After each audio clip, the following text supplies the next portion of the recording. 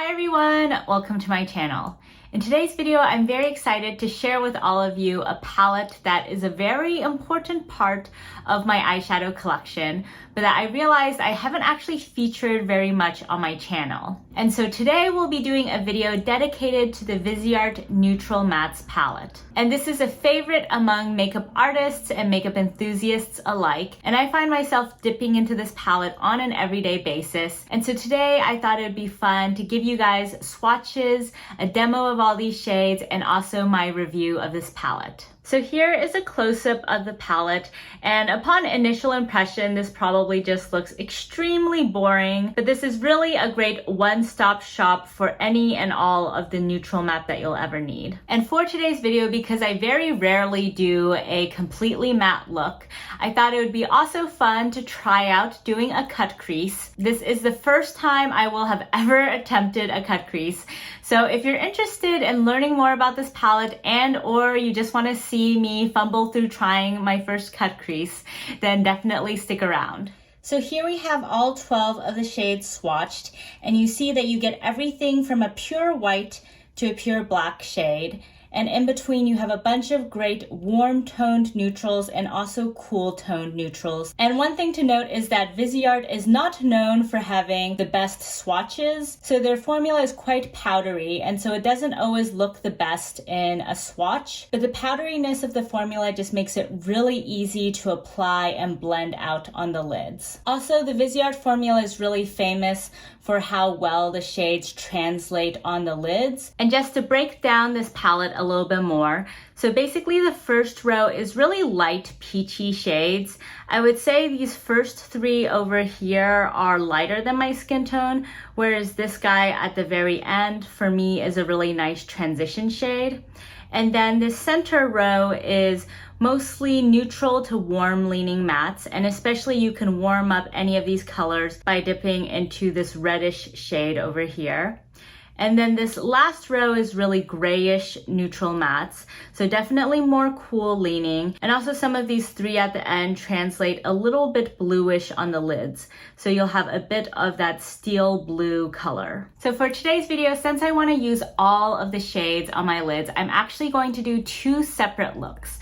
So one of which will be more warm toned and then the other more cool toned. So to start things off, I'm gonna go into this white shade with my GSN 9 brush from Chikuhodo. And I'm gonna use this just on the brow bone area, both to set my primer and also just to provide a little bit more light to that area. Next up, I'm gonna take the second lightest shade and use this just underneath that, still close to my brow bone, but just sweep that all over the crease area. And as you can tell, this shade is just slightly lighter and peachier than my natural skin tone, so it doesn't really add a ton of pigmentation, but will just make everything blend out a little bit better. Next, I'm gonna go one shade deeper and just sweep this more so on the mobile eyelid and crease area. So basically, so far, I'm just going right to left on that first row. And I'm gonna use that first row on both eyes, and then the second row will be on this eye and the third row will be on this eye.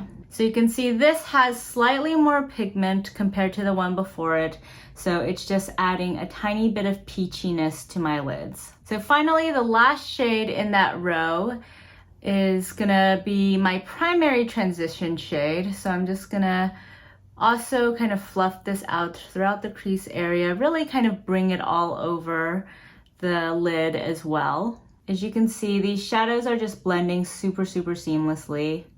And usually I would just go directly into this shade because this is really the only one in the first row that is at all deeper than my skin tone. But for today, of course, I just wanted to show you guys how each of the shades looks. Alrighty, so cleaning off my brush, now let's get into the second row for this eye over here. So I'm gonna first dip into this shade and just lay it on the outer third. This is the coolest tone shade in the second row. So you can see it has a slight gray undertone to it. I'm going to take a little bit more of that and blend it a little bit higher up, just because we have a bunch of additional shades to add on here. And now with my classic crease brush, I'm going to take this slightly deeper brownish shade and concentrate this a little bit more in the outer third, and then kind of bring it across the crease as well. And you can see these two layered on top of each other actually look a little bit grayish. So these first two shades can also be used if you want a slightly cooler toned look. And then next up with that same brush, I'm going to take that orangey shade and just use that to kind of warm everything back up again. And especially I want that throughout the crease area so that can just stand out after we cut the crease. And then finally with my Wayne Goss number 19 brush, I'm gonna take the deepest shade and just kind of pack that in the outer corner area. And also just sweep that into the socket line. And then with that same brush, I'm gonna just take a little bit more of that red to bring that shade back. So normally at this point, I would go in with a shimmer all over the lids. But today, since we're going with an all matte look, I'm gonna try something I've never done before.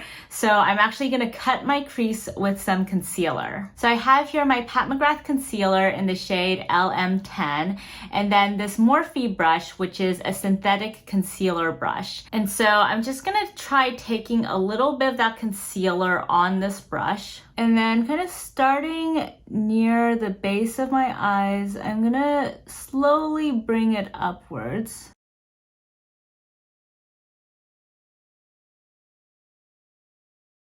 Alrighty, so not the most precise line ever, but this will just have to do for now. And then I have this other synthetic brush from Sephora, and I'm gonna use this with that white shade to start out with, and just use the white shade to kind of set this concealer. I realize now I probably shouldn't have taken it out so much. Okay, well, that's kind of a cut crease.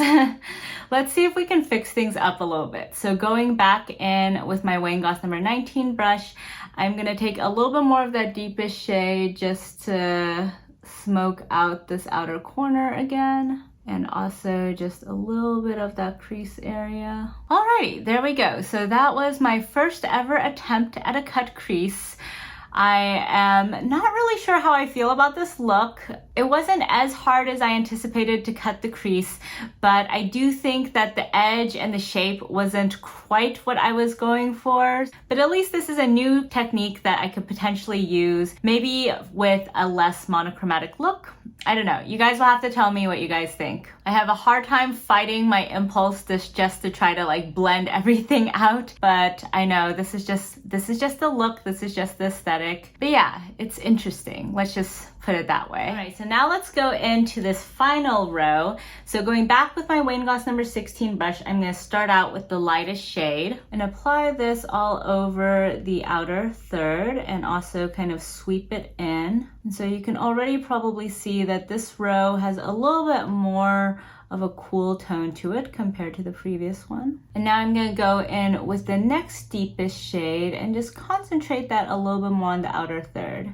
Oh wow, so you can definitely see the gray once I've introduced this shade to the party. Take a little bit more of that shade on my classic crease brush just to really get it all over the crease area. And then going into the true gray shade, I'm gonna just further add that to this party just to intensify things a little bit. And I do really like this gray. It has a slight shine to it, even though it's a matte.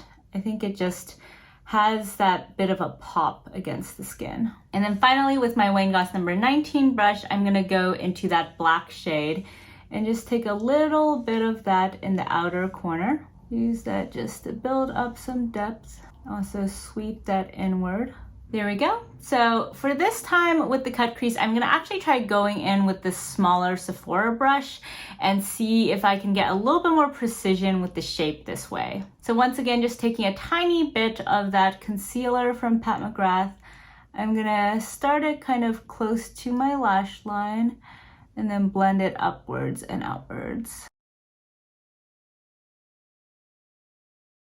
Alrighty, so I'm liking this shape a little bit better. So yeah, I think using a smaller brush definitely helps. These two eyes are obviously gonna be different no matter what, so I'm not gonna try too hard to make them completely match. So now just using the other side of that brush, I'm gonna take some of that white eyeshadow and use it to set the concealer.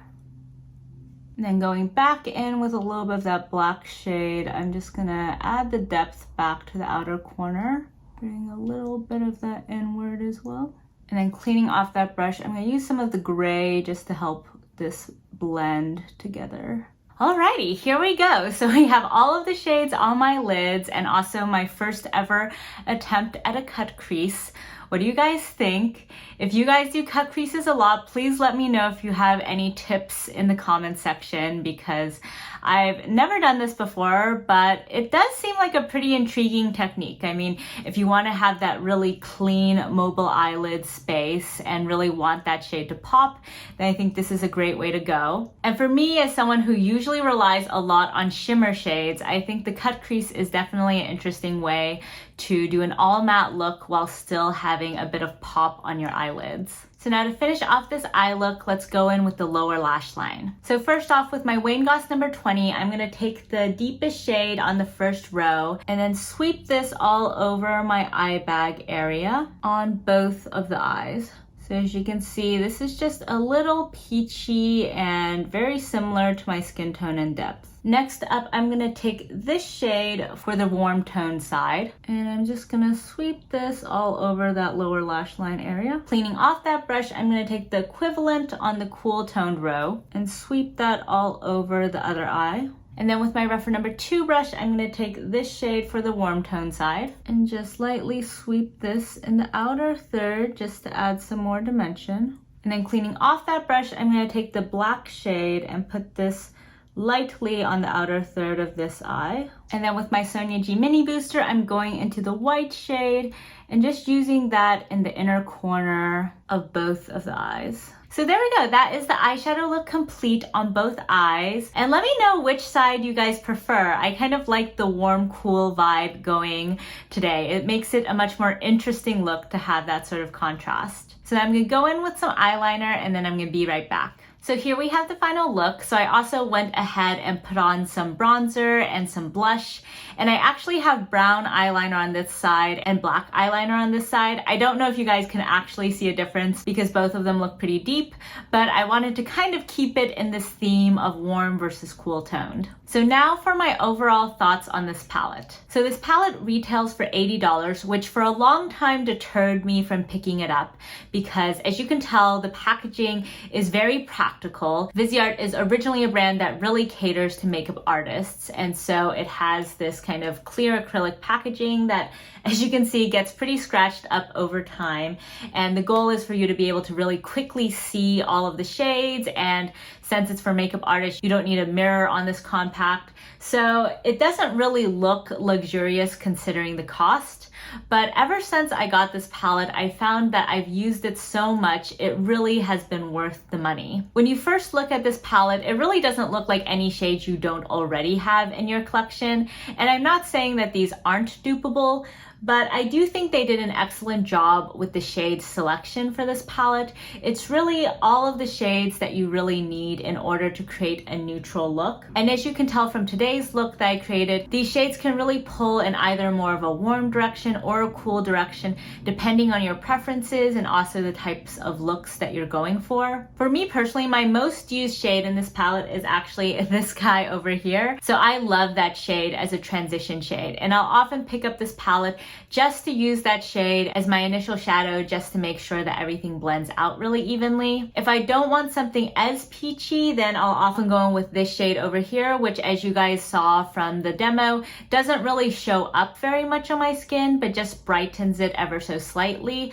So kind of regardless of the look I'm going for, this is a really great initial shade just to set the primer and create a nice smooth canvas. I also really love these two deepest shades. They're just so easy to work with and can be used for a wide variety of looks. This brown shade in particular is just a really useful deep brown shade. So if you ever have a palette that doesn't have much depth to it, then pulling this out can be a really great way to just add that additional dimension. So if you guys watched my Pillow Talk video, that's what I ended up doing in that video. I grabbed this shade over here just to add some more depth because the Pillow Talk quad really doesn't have much on its own. I also love using the shades over here in this quad just to change the undertones of whatever shade I'm going for. So if you have a palette that you feel like is a little bit too warm toned, then picking either of these cooler tone shades will just cool it down a little bit. Whereas these two in the middle, at least on my skin tone, are much more neutral. So they'll just bring whatever shade you have on your lids more towards the neutral camp. I would say the shades I use least in this palette are this column over here. And that's just because this one over here is not that distinct on my skin tone compared to these two. And so I just like those two a little bit better. And then these two over here are more so if I want to do a look really based around this palette. So for example, in today's look, I think these two were really key in terms of making this not just a simple brown eyeshadow look. So this guy over here definitely added some really beautiful warmth and sun to this side of the face, whereas this side over here really brought that kind of steel gray, slightly bluish tinged look to this side of the face. So I feel like in general, all of these shades just work really excellently and are just such a coherent color story. This is the first time I've done a look using only this palette. Usually I'll only use a few shadows in this palette, but having this palette on hand is just an excellent way to round out your eyeshadow collection. It's just such a useful palette, even if it doesn't look super interesting. Also, in case any of you are curious what kind of eyeshadow I wear on a day-to-day basis when I'm just going to work, I actually usually just use this palette coupled with the Sultry Muse Viseart palette. And so essentially I'll use this top row over here, primarily this shade, and then I'll use one of these four just to add a little bit more depth to the outer corner. And then I'll dip into this Sultry Muse for some subtle shimmer all over the lid. And so I'll often go into this shade over here, or this rosy shade down here, or this brownish taupe shade over here. So pairing these two palettes together is a really great way to get a very nice, subtle, everyday look. Let me know actually if you guys are interested in a separate video just of this Sultry Muse palette, because this is also one of those palettes I use a decent amount but haven't really showcased on my channel. And in case you guys haven't tried Viseart shimmers before, they are much more on the subdued and satin side of things. And so it's not my typical eyeshadow look, and I really like kind of glitter, glitz, and shine. But this is what I go for on a day-to-day basis when I want a little bit of glow on my lids, but I don't want it to stand out too much. So that's it for my review of the Viseart Neutral Mattes palette. Let me know if you guys have tried this palette, what your thoughts are, or if you guys have another palette that you really love for everyday neutral looks. I'd be really curious to hear what you guys have been loving. Thank you all so much for joining me today, and if you like this video, please give it a thumbs up, and if you haven't already, please subscribe to my channel. Thank you all so much for joining me, and I'll catch you next time. Bye!